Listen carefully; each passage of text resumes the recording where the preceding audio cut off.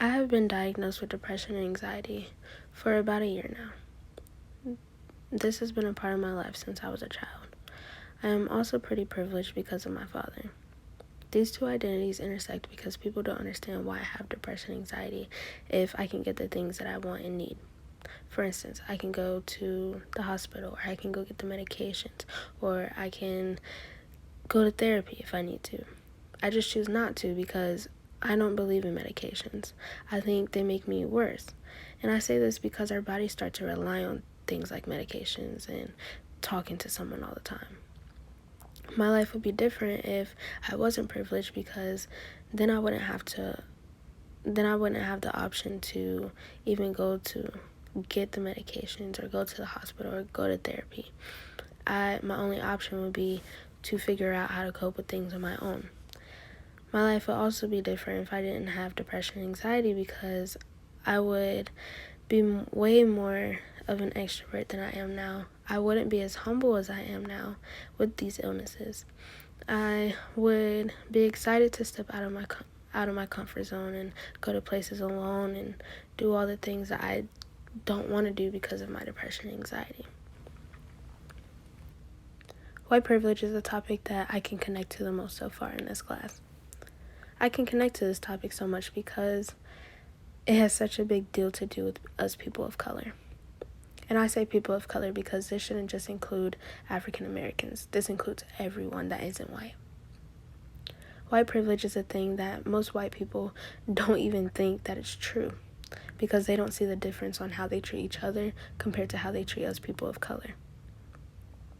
If privilege wasn't a thing, then we would all be equal.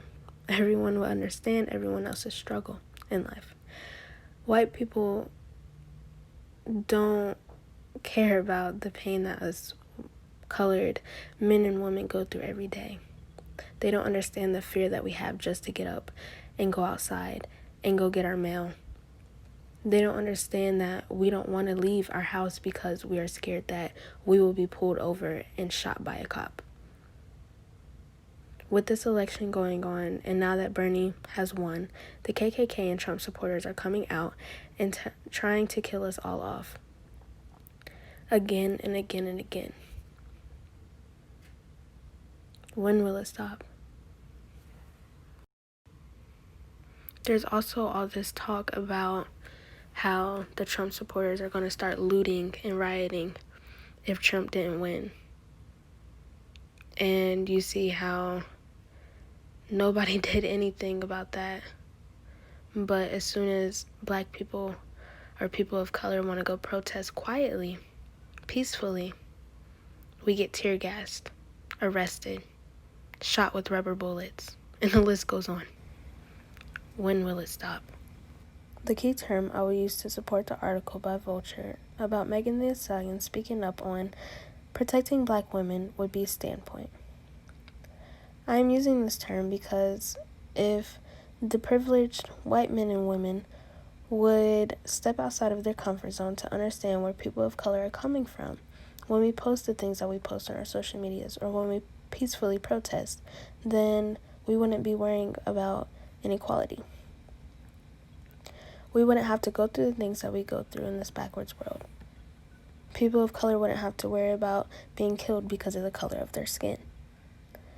When black women tell white women not to wear our protective hairstyles, it is not us being rude. It is us trying to protect them. Those hairstyles are meant to protect our hair. Hence, the name protective hairstyle. We don't just wear them because they're cute. We wear them because they protect our curls, and they help with hair growth. Us people of color want to be great just like white people. We want to live our lives instead of just survive in this cruel world. With this being said, this is one of the many problems and injustices that we go through in this world. Another one would be homophobia. Some ways to improve the situation is to stand up for our beliefs by getting our experiences out in the universe through social media, songs, blogs, and podcasts, and many more. Another way we could help is by stop putting our money into corporations that don't support the LGBTQ community, like Chick-fil-A. Another way this could be fixed is by reaching out to our Senate. By reaching out to our Senate, we can explain to them why certain things need to change. With this being said, thank you for watching my video. And this is me, a Black bi woman.